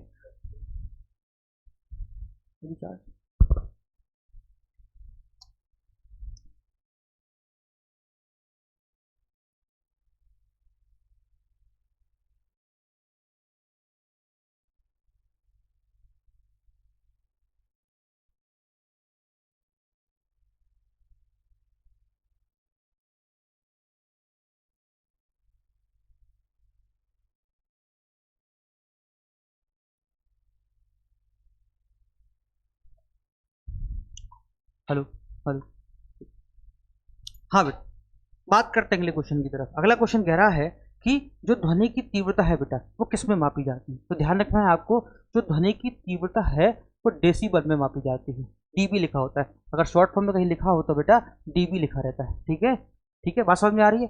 अब देखो, अब यहाँ से बहुत अच्छा वर्ड दिखा है आपको, शब्द तरंगे। शब्द तरंगे क्या होती है, शब्द मतलब होता है बेटा सुनाई देने वाली। अगर इसको थोड़ा डिटेल में मैं चलूँ, अगर थोड़ा आपका बेस अगर थोड़ा कमजोर है तो उसको क्लियर कर लेना बेटा। श्रव्य तरंगे क्या होती हैं, श्रव्य तरंगे मतलब होता है सुनने वाली, क्या बेटा, सुनने वाली। यानी कि जो तरंगे जो हमें आराम से सुनाई दे सके, सुनने वाली तरंगे, उनको बोलते हैं हम श्रव्य तरंगे। पेपर कई बार बेटा पूछा गया पेपर में कि श्रव्य तरंगों की परास क्या होती है, यानी कि इनकी रेंज क्या होती है। ध्यान रखना बेटा, 20 हर्ट्ज से लेके 20,000, ठीक है, 20,000 हर्ट्ज तक की जो फ्रीक्वेंसी की जो तरंगे होती हैं वो हमारी श्रव्य तरंगों में आती है, ठीक है। अब इनको हम आराम से सुन सकते हैं, मतलब मनुष्य आराम से इनको सुन सकता है। अब दिक्कत ये आती है कि ये कम हो गई तो किन्हें क्या कहेंगे, ज़्यादा हो गई तो इन्हें क्या कहेंगे बेटा। अगर ये कम हो गई यानी कि 20 से कम अगर चली जाती हैं तो इनको बोलते हैं हम अपश्रव्य। क्या बोलते हैं बेटा, अपश्रव्य तरंगे, अपश्रव्य तरंगे बोलते हैं। यानी कि इनकी जो फ्रीक्वेंसी होती है वो 20,000 से कम, 20 हर्ट्ज से कम होती है, यानी इनको हम नहीं सुन सकते। जैसे कौन कौन सी बेटा तरंगे हैं जैसे नहीं सुन सकते, तो ध्यान रखना बेटा, जैसे कि भूकंप से, ठीक है, जो भूकंप तरंगे होती हैं, भूकंप तरंगे, इनको हम आसानी से नहीं सुन सकते, ठीक है, बहुत इनकी फ्रीक्वेंसी कम होती है। अगर बेटा इससे ज़्यादा हो गई, 20,000 से ज़्यादा हो जाती है तो क्या बोलते हैं, अगर 20,000 से बेटा ज़्यादा हो जाए तो इसको बोलते हैं पराश्रव्य। क्या बोलते हैं इसको, पराश्रव्य, पराश्रव्य तरंगे। पराश्रव्य क्या होती है, कौन कौन सी तरंगे होती हैं बेटा पराश्रव्य, जैसे जेट प्लेन होता है, जब लॉन्च होता है ना तो जो तरंगे निकलती हैं जिनको सुन नहीं सकते हम, ठीक है, सुनेंगे तो कान के पर्दे फट जाएंगे हमारे, ठीक है, तो पराश्रव्य तरंगे बोलते हैं बेटा। ध्यान रखना, पराश्रव्य तरंगों का इस्तेमाल हम लोग करते हैं, वर्ड आता है, बहुत अच्छा बेटा वर्ड आता है, इसको बोलते हैं हम सोनोग्राफी। क्या बोलते हैं बेटा, सोनोग्राफी, सोनोग्राफी। ठीक है, सोनोग्राफी का इस्तेमाल हम किसमें करते हैं बेटा? पराशर तरंगों में करते हैं। ठीक है, आपने सुना होगा जैसे समुद्र की गहराइयां नापना है, तो समुद्र की गहराई में जाता थोड़ी है कोई, कोई जाएगा थोड़ी नापने कि इंची टेप लेके जा रहा है समुद्र के अंदर, देख रहा है कितनी गहराई है, नहीं।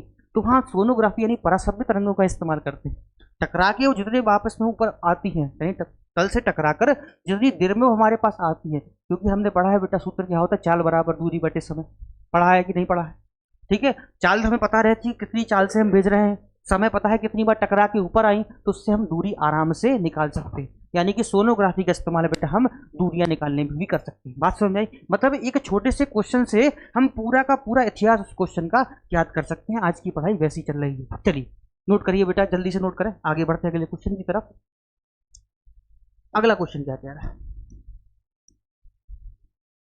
अगला क्वेश्चन बहुत बढ़िया बेटा, मानव नेत्र पे आया है।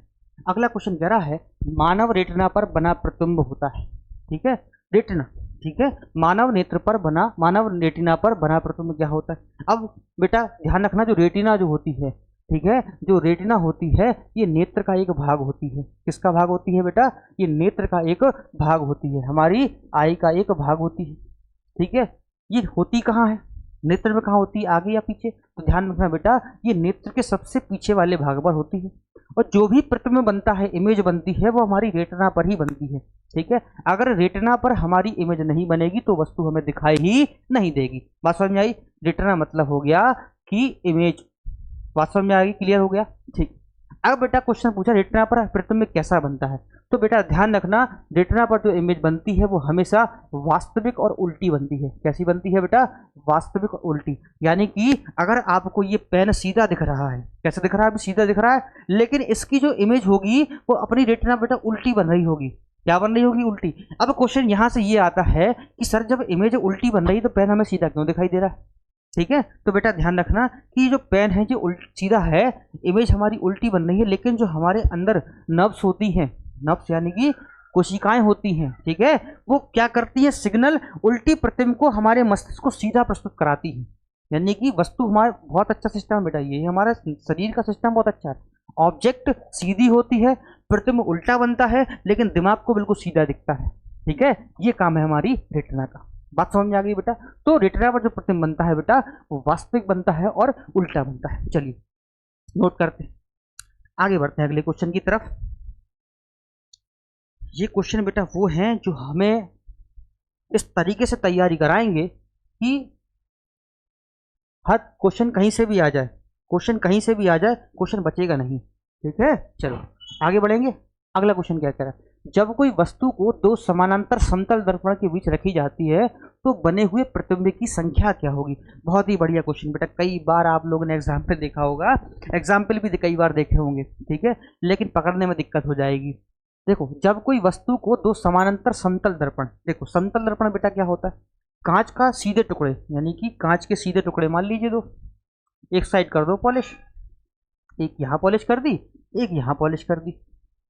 ठीक है, अब अगर सपोज करो यहाँ कोई वस्तु रखी है, यानी कि यहाँ पर कोई व्यक्ति खड़ा है, तो उसको कितनी इमेजेस मिलेंगी, कितनी इमेजेस मिलेंगी ये हमें बताना है। ठीक है, आप सब लोग जीवन में एक बार नाई के यहाँ जरूर गए होंगे बाल कटवाने।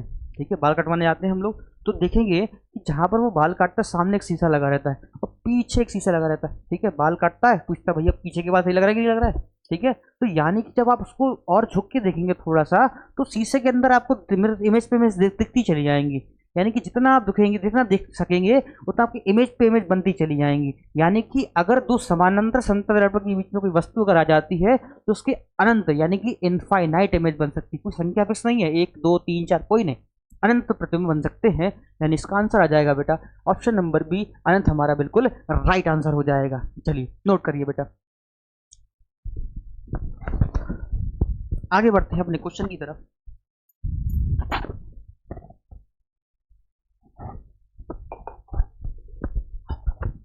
चलिए अगला क्वेश्चन क्या कह रहा है? अगला क्वेश्चन, क्वेश्चन नंबर 14। क्वेश्चन बेटा कह रहा है हृदय की गति सुनने के लिए किस यंत्र का उपयोग किया जाता है? बहुत ही बढ़िया क्वेश्चन। हृदय की गति सुनने के लिए किस चीज का हम इस्तेमाल करते हैं? चल, हृदय की गति यानी कि हार्ट में लगाया, ठीक है, हार्ट में लगाया, अब हृदय की गति सुनना है। कि किस यंत्र का उपयोग करें कि हमारी हृदय की गति हमें सुनाई दे जाए। ठीक है, चल हृदय की गति। जब कोई डॉक्टर के पास जाते हैं ना, ठीक है, तो डॉक्टर क्या करता है, आपको हार्ट का चेकअप करने के लिए दो यहाँ मशीन लगाता है, एक आपके हार्ट पे लगाएगा। ठीक है, लगाता है कि नहीं लगाता?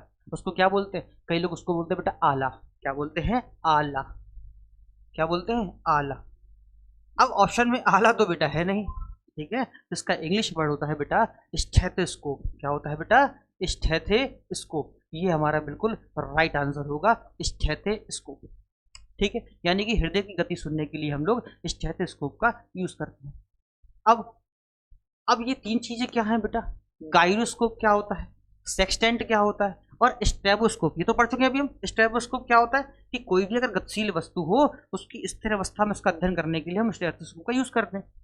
अब ये दोनों क्या है बेटा? ये दोनों नए आए हैं अभी, ये दोनों बिल्कुल नए हैं, आने दीजिए, इन दोनों को नए आने दीजिए, इनको भी इस्तेमाल करेंगे। गायरोस्कोप बेटा, गायरोस्कोप से याद करते हैं हम लोग, क्या याद करते हैं? किसी भी वस्तु की उसकी कोणीय स्थिति। क्या याद करते हैं बेटा? कोणीय स्थिति। कोणीय स्थिति याद करने के लिए हम लोग इस्तेमाल करते हैं किसका? गायरोस्कोप का। ठीक है, और सेक्सटेंट का यूज करते हैं। सेक्सटेंट यानी एंगुलर पोजीशन। कोणीय स्थिति मतलब बेटा एंगुलर पोजीशन। सेक्सटेंट का इस्तेमाल कहाँ करते हैं? सेक्सटेंट का बेटा इस्तेमाल करते हैं हम लोग कोणीय दूरी के लिए। इसका कोणीय दूरी के लिए, यानी कि दो वस्तुएं हैं उनके बीच में कितना कोण बन रहा है, एंगल कितना बन रहा है, ठीक है, उसके लिए इस्तेमाल करते हैं बेटा सेक्सटेंट। क्लियर हुआ बात समझ में? यानी कि खगोलीय पिंड है, हम नीचे खड़े हुए हैं तो कितना कोण बना रहे हैं, सेक्सटेंट से निकाल लेंगे आराम से, सेक्सटेंट मशीन होती। ठीक है, चल हो गया बेटा, आगे बढ़ते हैं, अगले क्वेश्चन की तरफ बढ़ेंगे। अगला क्वेश्चन क्या कह रहा है? अगला क्वेश्चन कह रहा है बेटा वायुमंडल दाब की माप। देखो बेटा फिर आ गया क्वेश्चन, वायुमंडल दाब की माप पढ़ा चुके हैं हम आपको। क्या करता है बेटा? बैरोमीटर। ठीक है, न लेना है किसी से बैर, ठीक है, और जो लेगा बैर दिखा देंगे नौकरी लेके खैर।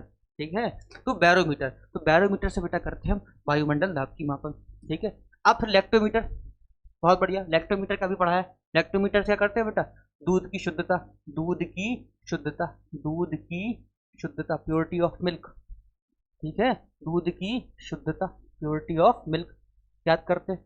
उसके बाद बेटा मैनोमीटर। बहुत बढ़िया, मैनोमीटर से क्या करते हैं? मैनोमीटर से बेटा करते हैं हम गैस का दाब। क्या करते हैं बेटा? गैस का दाब, गैस का दाब।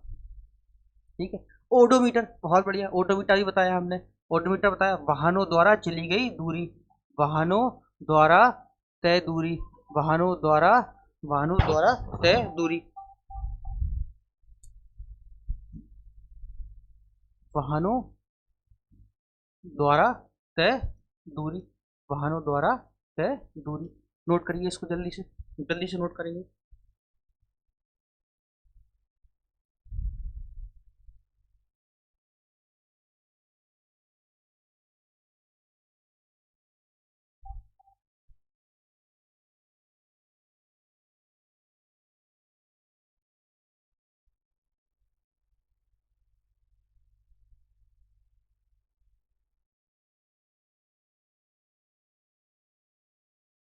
चलिए बेटा हो गया, आगे बढ़े।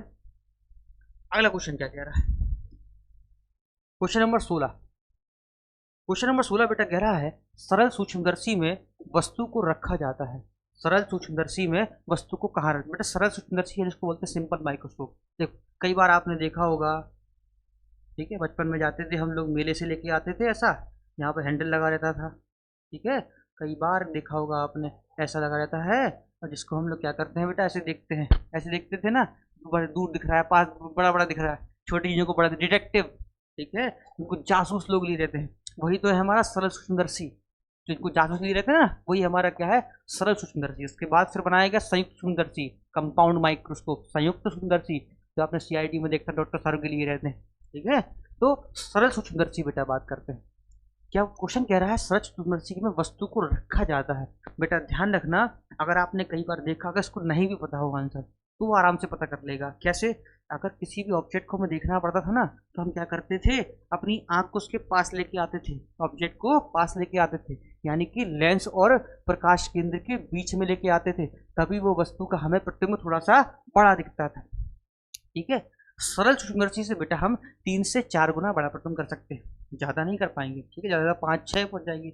लेकिन जरूरत ज़्यादा पड़ी, ठीक है, हमें और जूम करना है, तो जूम करने के लिए फिर बनाया वैज्ञानिकों ने संयुक्त में सूक्ष्म तरसी, यानी इसको बोलते हैं कंपाउंड माइक्रोस्कोप। ठीक है, बात समझ में आ रही है? चलो आगे बात करते हैं। क्लियर हुआ? अगले क्वेश्चन की तरफ बढ़ेंगे। अगला क्वेश्चन कह रहा है बेटा, वनस्पति तेलों से कृत्रिम घी बनाने में किस उत्प्रेरक का उपयोग किया जाता है? बहुत ही बढ़िया क्वेश्चन। बेटा तेल से घी बनाना है, वनस्पति तेल से क्या बनाना है? हमें घी बनाना है। देखो बेटा, अगर पूछा है उत्प्रेरक, उत्प्रेरक क्या होता है बेटा? कैटलिस्ट क्या होता है? कैटलिस्ट यानी कि उत्प्रेरक वे पदार्थ होते हैं जो किसी भी अभिक्रिया को या तो तेज कर देंगे या उसको स्लो कर देंगे। ठीक है, या तो अभिक्रिया को बढ़ा देंगे, या तो कहेंगे जल्दी क्रिया हो, या उसको कहेंगे धीमे धीमे हो। ठीक है, या तो एकदम से तेज या धीमे धीमे, ये काम करते हैं कैटलिस्ट। अब किस कैटलिस्ट का उपयोग करते हैं बेटा? किस कैटलिस्ट का उपयोग करेंगे? तो ध्यान रखना, निकल का इस्तेमाल करते हैं। किसका इस्तेमाल करते हैं? निकल। किसका इस्तेमाल करते हैं बेटा? निकल गैस का, निकल का इस्तेमाल करते हैं। अब यहाँ से बेटा एक क्वेश्चन बनता है, कई बार पेपर में पूछ चुके हैं वो, कि गैस का इस्तेमाल कौन सा होता है, कौन सी गैस का इस्तेमाल होता है बेटा? तो ध्यान रखना कि इसमें जो गैस का इस्तेमाल होती है वो गैस हमारी और कोई नहीं, केवल हाइड्रोजन होती है। हाइड्रोजन गैस बेटा बहुत ही अच्छी यूज होती है। हाइड्रोजन गैस यानी कि तेल से घी बनाने में हम हाइड्रोजन गैस का इस्तेमाल करते हैं। यानी कि जो हाइड्रोजन गैस होती है वो तेल से मिक्स हो जाती है। इसी प्रक्रिया को बोलते हैं बेटा हाइड्रोजनीकरण। क्या बोलते हैं बेटा? हाइड्रोजनीकरण। हाइड्रोजनीकरण, ठीक है, यानी कि जो तेल से घी बनता है ना, वो इस प्रक्रिया के अंदर बनता है, हाइड्रोजनीकरण के अंदर। ठीक है, बात समझ में आ रही? तो कौन सा उत्प्रेरक लगा बेटा? निकल उत्प्रेरक होता है। कौन सी गैस निकलती है? हाइड्रोजन गैस का इस्तेमाल होता है। और इस प्रक्रिया को क्या बोलते हैं? इस प्रक्रिया को बोलते हैं बेटा हाइड्रोजनीकरण। जल्दी से बेटा स्क्रीनशॉट लो इसका, जल्दी से इसका स्क्रीनशॉट लो, तैयारी बहुत अच्छे से करनी। ठीक है, चलिए आगे बढ़ते हैं, अगले क्वेश्चन की तरफ बात करेंगे। अगला क्वेश्चन क्या कह रहा है? अगला क्वेश्चन बेटा 18 नंबर क्वेश्चन कह रहा है कि अमोनिया गैस बनाने की हैबर विधि में किस उत्प्रेरक का प्रयोग किया जाता है? बेटा हाई स्कूल का कक्षा 10th का बहुत इंपॉर्टेंट क्वेश्चन है, हैबर विधि पढ़ा होगा आपने। तो बेटा देखो, अब यहाँ पूछ दिया उनने कि उत्प्रेरक का प्रयोग क्या किया जाए, कौन सा उत्प्रेरक का बेटा इस्तेमाल किया जाता है? तो ध्यान रखना बेटा, हाइड्रोजन बनाने में लौह चूर्ण, यानी कि चूर्ण मतलब क्या होता है? छीलन। ठीक है, लोहे का इस्तेमाल करते हैं। ठीक है, लोहे के टुकड़ों का इस्तेमाल करते हैं। अमोनिया, अमोनिया का बेटा अगर फॉर्मूले की बात करूं, यानी NH3 क्या होता है बेटा? अमोनिया का इस्तेमाल क्या होता है? NH3 इसका फॉर्मूला होता है। यानी कि एक नाइट्रोजन 3 हाइड्रोजन बन जाते हैं आपकी क्या? अमोनिया। अमोनिया की स्मेल कैसी होती है? कई बार बेटा आपने देखा होगा, ठीक है, अमोनिया की स्मेल, ठीक है, अमोनिया की स्मेल होती है बेटा, शौचालय से स्मेल आती है ना, मूत्र से जो स्मेल आती है टॉयलेट से, वो आपकी अमोनिया की सुगंध गर्दन होती है। ठीक है, बात समझ में आ रही है? तो अमोनिया बनाने की हैबर विधि में उत्प्रेरक कौन सा हो गया बेटा? लौह चूर्ण हमारा क्या हो गया? उत्प्रेरक हो गया। बात समझ में आ रही है? ठीक है, अगर बेटा इसकी रिएक्शन की बात करूं तो इसकी रिएक्शन क्या हो जाती है? N2 + 3H2, N2 + 3H2 gives 2NH3, 2NH3, मतलब एक नाइट्रोजन का एटम और 3 हाइड्रोजन के एटम मिलकर 2 अमोनिया के एटम बनाते हैं। बात समझ में आ रही है? चलिए आगे बढ़ते हैं, आगे बढ़ेंगे अपने क्वेश्चन की तरफ। अगला क्वेश्चन 19वें नंबर का क्या कह रहा है? क्वेश्चन कह रहा है बेटा कि अवतल दर्पण में प्रतिबिंब के पीछे काल्पनिक सीधा और वस्तु से बड़ा जब वस्तु होती है। देखो बेटा, अवतल दर्पण की बात करें, अवतल दर्पण में टोटल 6 कंडीशन होती है। ठीक है, कितनी कंडीशन? 6 कंडीशन होती है दर्पण की, जिसमें लास्ट कंडीशन जो होती है बेटा, वो कंडीशन यही है कि जब वस्तु का प्रतिबिंब दर्पण के पीछे बने, काल्पनिक बने, सीधा बने, वस्तु से बड़ा बने, तब वस्तु होती है। देखो, अगर मैं आपको डायग्राम से अकॉर्डिंग पढ़ाऊं, ये हमारा अवतल दर्पण हो गया, ठीक है, ये इसकी मुख्य अक्ष हो गई है। सपोज करें बेटा, ये हमारा फोकस है, ठीक है, ये हमारा वक्ता केंद्र है, और ये हमारा प्रकाशित केंद्र। अगर ऑब्जेक्ट बेटा यहाँ रखा हुआ है, कौन सी बात समझना बेटा मेरी, अगर ऑब्जेक्ट हमारा यहाँ रखा हुआ है तो पहली प्रकाश किरण यहाँ से जाएगी, टकराने के बाद आपने पढ़ा हुआ कहाँ से जाती है? जब वो कक्ष के समांतर जाती है तो वो फोकस से होकर जाती है। कहाँ से जाती है बेटा? फोकस से होकर जाती है।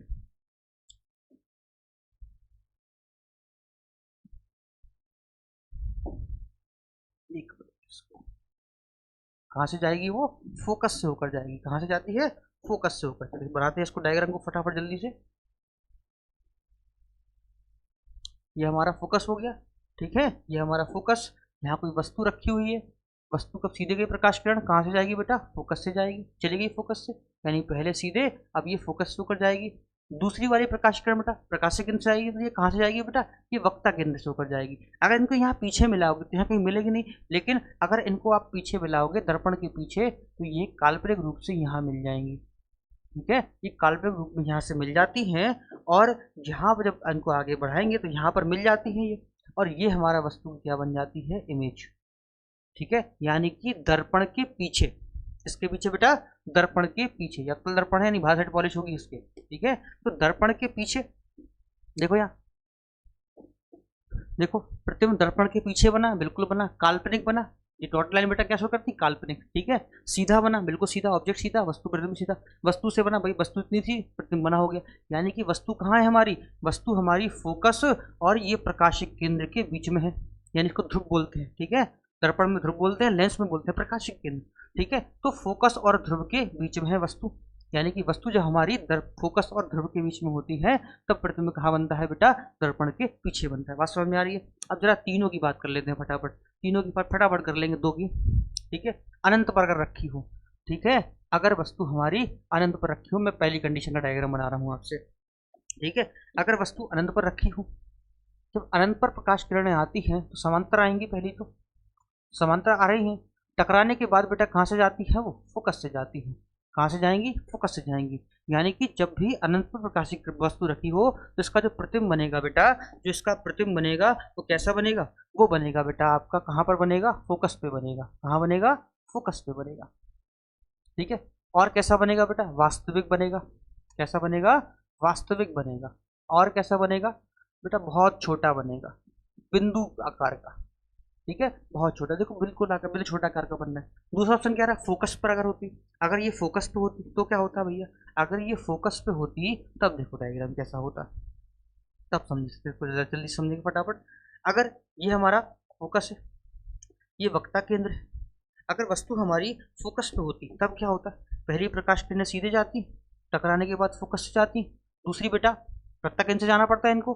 ठीक है, वक्ता केंद्र से जाना पड़ता है, यानी कि सीधे, और फिर इधर, यानी कि ना ये आगे मिलती कहीं, ना ये बेटा कहीं आगे मिलती, और ना ये कहीं पीछे मिलती, ना ये कहीं आगे मिलती और ना ये कहीं पीछे मिलती। इसका मतलब क्या हुआ, इसका मतलब हुआ बेटा कि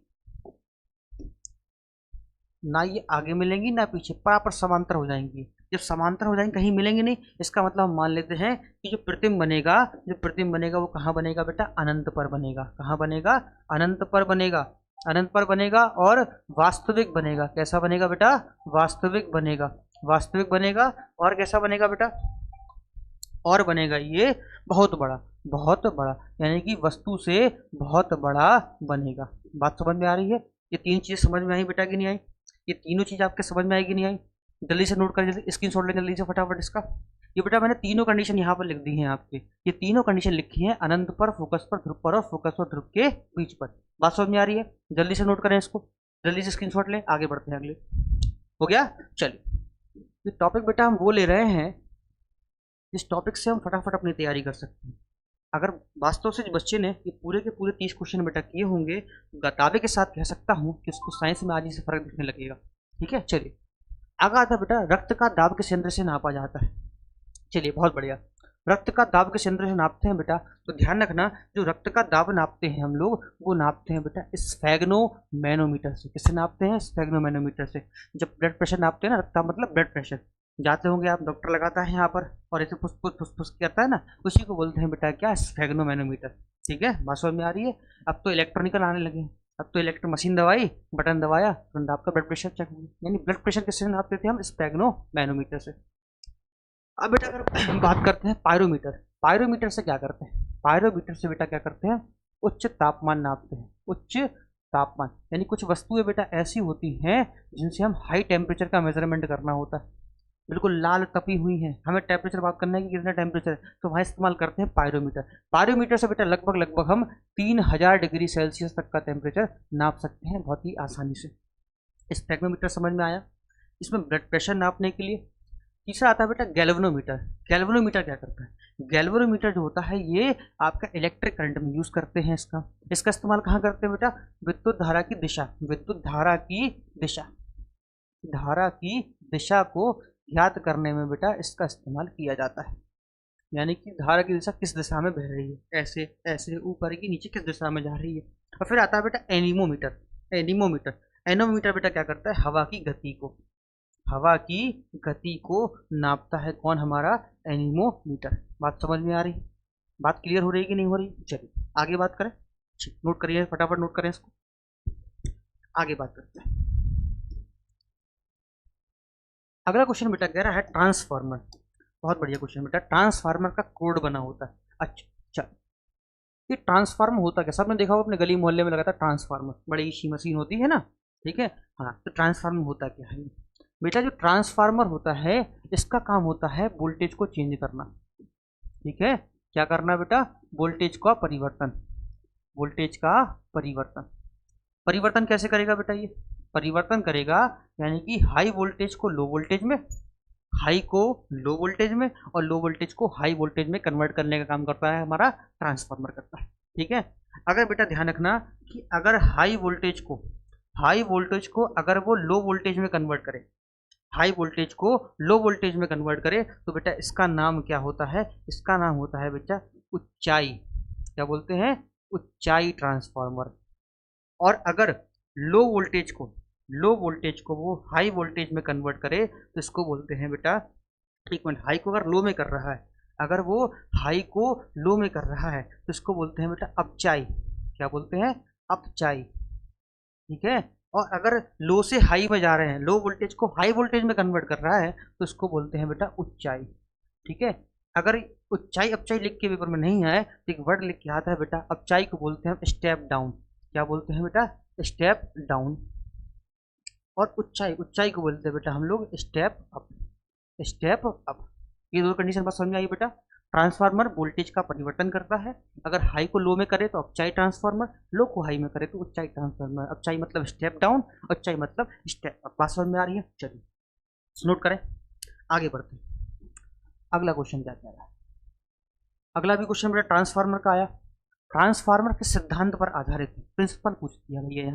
यहाँ पर पूछ दिया उन्होंने कि ट्रांसफार्मर के सिद्धांत पर काम करता है, क्या प्रिंसिपल है इसका बेटा? तो देखो, ट्रांसफार्मर का जो सिद्धांत होता है वो होता है बेटा विद्युत चुम्बकीय प्रेरण। क्या होता है बेटा? विद्युत चुम्बकीय प्रेरण, जिसको हम बोलते हैं इलेक्ट्रोमैग्नेटिक इंडक्शन। क्या बोलते हैं इसको? इलेक्ट्रोमैग्नेटिक इंडक्शन, ठीक। अब ये इलेक्ट्रोमैग्नेटिक इंडक्शन है क्या? ठीक है, समझ तो लिया हमने, पढ़ तो लिया, याद तो कर लिया कि विद्युत चुम्बकीय प्रेरण पर काम करता है। अब ये है क्या विद्युत चुम्बकीय प्रेरण? बेटा ध्यान रखो, प्रेरण, प्रेरण जान तो प्रेरणा लेना, यानी चुंबक से प्रेरणा ली, विद्युत दे दी। क्या बोला मैंने? चुंबक से प्रेरणा ली और विद्युत को दे दी, यानी कि चुंबक की सहायता से इलेक्ट्रिसिटी जनरेट करना, ठीक है। मैग्नेट की सहायता से इलेक्ट्रिसिटी को जनरेट करना, ये कहलाता है हमारा विद्युत चुम्बकीय प्रेरण। बात क्लियर हुई कि नहीं हुई? आज तक नहीं पता था आपको, पूछेगा बता दोगे ना? ठीक है, बता दोगे ना क्या होता है विद्युत चुम्बकीय प्रेरण? यानी कि चुंबक से प्रेरणा ली और विद्युत को हमने दे दिया। चुंबकीय क्षेत्र में परिवर्तन करोगे, विद्युत क्षेत्र उत्पन्न हो जाएगा, इसी को बोलते हैं क्या? विद्युत चुम्बकीय प्रेरण। तो बेटा आंसर क्या आएगा? ट्रांसफार्मर किसके सिद्धांत पर काम करता है? विद्युत चुम्बकीय प्रेरण के सिद्धांत पर काम करता है। अभी क्लास पढ़ेंगे तो उसमें आगे क्लियर और क्लियर कर देंगे। चलिए आगे बात करते हैं। अगला क्वेश्चन क्या कह रहा है? अगला क्वेश्चन कह रहा है बेटा ट्रांसफार्मर प्रयुक्त होता है। अब यहाँ देखो, यहाँ AC DC AC DC कई तो कंफ्यूज होंगे, ABC कहा गया, B कहाँ गया बीच में, ठीक है। देखो AC और DC होती क्या है बेटा? अगर इनको थोड़ा डिटेल में ले चलूँ मैं आपको, AC और DC, AC का मतलब होता है बेटा, AC का मतलब होता है प्रत्यावर्ती धारा, प्रत्यावर्ती धारा, ठीक है। यानी इंग्लिश में अगर बोलूँ मैं इसको तो अल्टरनेटिंग करंट, ठीक है। और DC क्या होता है बेटा? DC को हम बोलते हैं दिष्ट धारा। क्या बोलते हैं इसको? दिष्ट धारा। दिष्ट धारा को बेटा इंग्लिश में बोलेंगे हम डायरेक्ट करंट, ठीक है। अब देखो यहाँ पर ट्रांसफार्मर करता क्या है? अभी मैंने बताया आपको, अभी पढ़ाया हमने कि AC वोल्टेज में उपचयन या अपचयन करने के लिए, यानी स्टेप अप या स्टेप डाउन करने के लिए इसका इस्तेमाल करते हैं। यानी कि ऑप्शन नंबर डी हमारा बिल्कुल राइट आंसर होगा। बात समझ में आ रही है कि नहीं आ रही? चलिए अब क्वेश्चन बेटा ध्यान रखना कि अगर मैं पूछ दूं आपसे कि AC और DC बेटा दोनों में हार्मफुल कौन है, खतरनाक कौन है, दोनों में खतरनाक काम कौन करेगा? तो ध्यान रखना बेटा, जो एसी होती है ये बहुत ही खतरनाक होती है डीसी के अकॉर्डिंग, ठीक है। ये क्या होती है बेटा? खतरनाक होती है, ठीक है। एसी क्या होती है? ये बहुत पावरफुल होती है डीसी के अकॉर्डिंग। बात क्लियर हो गई? चलो आगे बात करते हैं।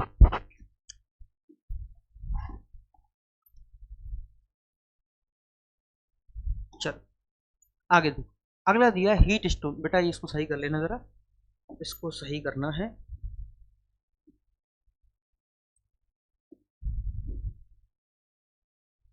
इसको सही कर लो, हीट स्टोन ना होगा, इसको वीट स्टोन करना है, ठीक है। क्या करना है? Wheat stone.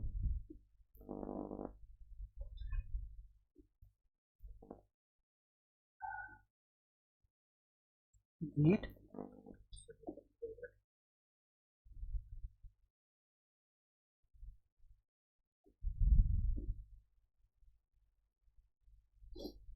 वीट स्टोन करना है इसको, ठीक है। हीट स्टोन ना करके इसको क्या करना है हमें? Wheat stone. चलो देखो, इसको वीट कर लेना, वीट स्टोन ब्रिज, ठीक है। अब देखो बेटा, क्वेश्चन कह रहा है कि व्हीट स्टोन ब्रिज का व्यवहार किसे मापने में किया जाता है? बहुत अच्छा क्वेश्चन है बेटा। व्हीट स्टोन का इस्तेमाल कहाँ करते हैं? ठीक है, कई बच्चों ने पढ़ा होगा कि व्हीट स्टोन बेटा होता क्या है, ठीक है। व्हीट स्टोन एक युक्ति होती है जिसके माध्यम से हम प्रतिरोध ज्ञात करते हैं। क्या ज्ञात करते हैं बेटा? प्रतिरोध ज्ञात करते हैं। यहाँ पर होता क्या है बेटा? यहाँ पर होता क्या है? 4 प्रतिरोध लगे होते हैं हमारे। 4 क्या लगे रहते हैं? प्रतिरोध लगे होते हैं इस टाइप में, ठीक है। 4 प्रतिरोध होते हैं कि नहीं होते? इस टाइप में आपने पढ़ा होगा, डायग्राम देखा होगा आपने, इस टाइप में डायग्राम होते हैं, ठीक है। इसका बेटा जो फॉर्मूला होता है, इसका जो फॉर्मूला होता है वो होता है बेटा P अपॉन क्यू बराबर R अपॉन S, ठीक है। जहां पर ये चारों क्या है? जहां पर ये चारों बेटा होते हैं प्रतिरोध। क्या होते हैं बेटा? प्रतिरोध होते हैं। क्या होते हैं? प्रतिरोध। यानी कि हम व्हीटस्टोन की सहायता से हम क्या ज्ञात करते हैं? प्रतिरोध ज्ञात कर सकते हैं। ये ऑप्शन नंबर सी, अज्ञात प्रतिरोध, जिसमें हमें 3 ज्ञात होते हैं, चौथा हम निकाल देते हैं, ठीक है। अब बेटा कई बार इस पे पूछ सकते हैं, अगर पूछना चाहें वो पूछ भी सकते हैं कि इनके बीच में बेटा, इनके बीच में बेटा एक यंत्र लगा रहता है, इनके बीच में यंत्र लिखा रहता है, वो यंत्र क्या होता है? तो बेटा ध्यान रखना है, इनके बीच में जो यंत्र होता है उसको बोलते हैं हम गैल्वेनोमीटर। क्या बोलते हैं? गैल्वेनोमीटर। गैल्वेनोमीटर में अगर रीडिंग नहीं आती है तो समझ जाते हैं कि व्हीटस्टोन सेतु बन गया, ठीक है। क्या बनता है बेटा? गैल्वेनोमीटर, ठीक है। क्या काम करता है गैल्वेनोमीटर? ये धारा की दिशा को ज्ञात करता है। बेटा अगर इनके मात्रक भी आ सकते हैं आपसे, अगर पेपर में इनके मात्रक पूछे तो विद्युत वाहक बल, विद्युत वाहक बल का मात्रक क्या होता है बेटा? वोल्ट होता है। क्या होता है? वोल्ट होता है। धारा का पूछे तो धारा का मात्रक क्या होता है बेटा? एम्पियर होता है। क्या होता है? एम्पियर होता है। प्रतिरोध का मात्रक क्या होता है बेटा? प्रतिरोध का मात्रक होता है हमारा ओम। क्या होता है? ओम। या आप ऐसे भी देखोगे इसको बना हुआ। और आवेश, आवेश का जो मात्रक होता है बेटा वो क्या होता है हमारा? कूलाम। क्या होता है? कूलाम। ये इसके क्या होगा बेटा? मात्रक भी होगा, ठीक है। यानी उस चीज से रिलेटेड जो जो चीजें आएंगी सब क्लियर करते चलेंगे हम लोग। चलिए आगे बढ़ते हैं, आगे बढ़ते हैं। अगला क्वेश्चन क्या कह रहा है? अगला क्वेश्चन कह रहा है बेटा कि पानी के अंदर ध्वनि सुनने का यंत्र कहलाता है। पानी के अंदर है, हमें आवाज़ सुननी है, ठीक है। तो किसका इस्तेमाल करेंगे? तो बेटा देखो हाइड्रो, ठीक है, हाइड्रोफोन। पानी में अंदर आवाज़ सुनने के लिए किसका इस्तेमाल करते हैं हम? हाइड्रोफोन का इस्तेमाल करते हैं। किसका फोन करते हैं बेटा इस्तेमाल? हाइड्रोफोन का हम लोग इस्तेमाल करते हैं, ठीक है। बात समझ में आ रही है? हाइड्रोफोन का हम लोग क्या करते हैं? इस्तेमाल करते हैं। अब ये बाकी के 3 चीज़ों का इस्तेमाल कहाँ करेंगे? ठीक है, यहाँ तो पता है हमें कि हाइड्रोफोन का कर लिया हमने। पानी के अंदर अब बेटा ऑडियोमीटर, ऑडियोमीटर क्या होता है? ऑडियोमीटर क्या होता है बेटा? बताओ जरा। ऑडियोमीटर से हम लोग बेटा नापते हैं ध्वनि की तीव्रता, ध्वनि की तीव्रता को नापते हैं। ऑडियोमीटर से हम ध्वनि की तीव्रता का मेजरमेंट करते हैं, ठीक है। किससे नापते हैं बेटा? ध्वनि की तीव्रता नापते हैं। ऑडियो फोन से क्या करते हैं? ऑडियो फोन बेटा देखा होगा आपने, जो कान में मशीन लगाते हैं, कान में कम सुनाई देता है तो क्या करते हैं वो? कान में मशीन लगा लेते हैं, ठीक है। तो हमारा वो ऑडियो फोन है, ठीक है। यानी इसको बोल सकते हैं हम कान की मशीन। क्या बोल सकते हैं? कान की मशीन। को कम सुनाई देता है ना, तो क्या करते हैं वो कान में मशीन लगा लेते हैं, उसी को बोलते हैं बेटा हम ऑडियो फोन। हाइड्रोमीटर अभी बताया बेटा, हाइड्रोमीटर क्या होता है? हाइड्रोमीटर बेटा काम करता है हमारा क्या? कि घनत्व नापने के लिए, बताया था अभी। द्रव का आपेक्षिक घनत्व नापने के लिए हम लोग हाइड्रोमीटर का इस्तेमाल करते हैं। चलिए नोट करिए, हो गया। आगे बढ़े, अगला क्वेश्चन। अगला क्वेश्चन 26 नंबर का कह रहा है बेटा, अगला कह रहा है लाउड स्पीकर में ऊर्जा परिवर्तन होता है। बहुत बढ़िया। लाउड स्पीकर जानते हो? डीजे, ठीक है, साउंड। क्या बेटा लाउड स्पीकर में ऊर्जा क्या होती है बेटा? बहुत ध्यान से अगर देखेंगे तो कई सारी ऊर्जा देखी है इसमें, ठीक है।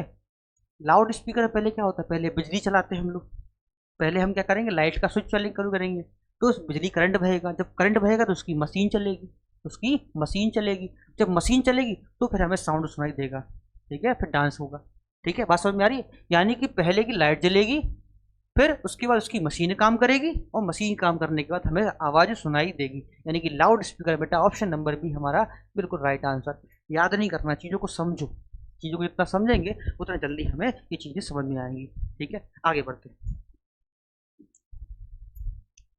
अगला क्वेश्चन बेटा 27 नंबर का क्वेश्चन कह रहा है, निम्नलिखित में से किस यंत्र में यांत्रिक ऊर्जा वैद्युत ऊर्जा में परिवर्तित होती है, यानी कि मैकेनिकल एनर्जी आपकी इलेक्ट्रिकल एनर्जी में कन्वर्ट होती है, यानी कि मशीन चलाई और हमें बिजली मिल गई, मशीन चलाने से बिजली मिलती है, तो बेटा वो तो केवल एक ही है हमारा डायनमो।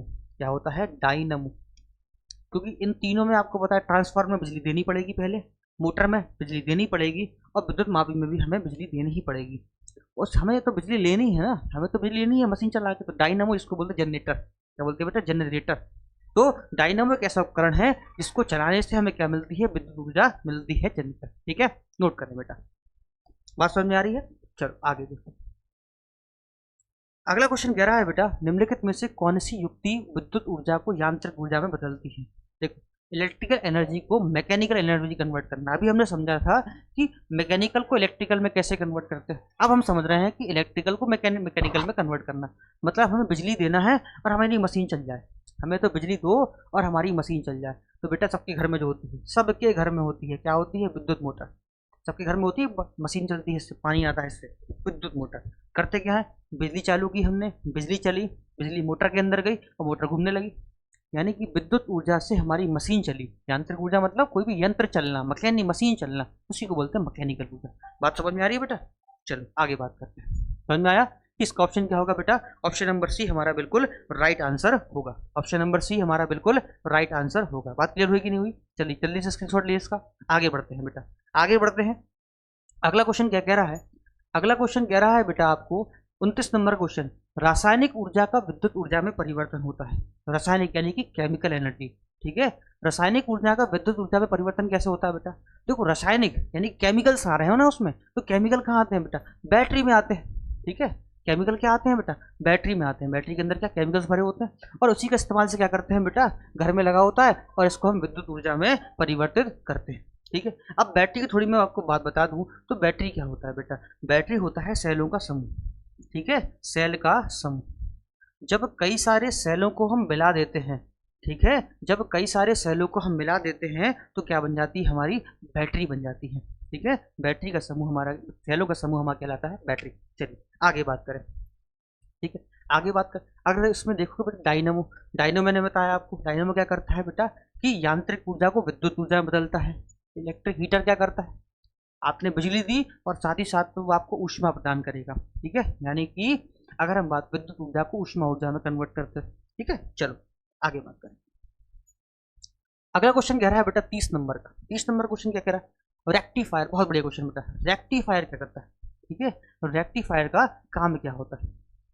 देखो चार ऑप्शन दे रखे, उच्च वोल्टेज को निम्न वोल्टेज में, नहीं, निम्न वोल्टेज को जिसने बेटा अभी थोड़ा पहले बेसिक बताया मैंने ट्रांसफार्मर का, क्या बताया मैंने, ट्रांसफार्मर बताया था, स्टेप अप स्टेप डाउन क्या होता है, ठीक है, तो यानी कि वहां पर वोल्टेज कन्वर्ट करना था, यानी कि रेक्टिफायर तो बिल्कुल, दो ऑप्शन तो बिल्कुल नहीं होंगे इसके। तीसरा देखो बेटा, डीसी को एसी में बदलने के लिए, एसी को डीसी में बदलने के लिए। देखो मैंने अभी थोड़ी देर पहले आपको बेसिक बताया था पूरा इसका कि एसी होती है वो खतरनाक होती है, डीसी से खतरनाक होती है, तो रेक्टिफायर एक ऐसा उपकरण है कि जो हमारी एसी को यानी अल्टरनेटिंग करंट यानी प्रत्यावर्ती धारा को हमारी डीसी यानी कि दिष्ट धारा डायरेक्ट करंट में कन्वर्ट कर देती है, ठीक है।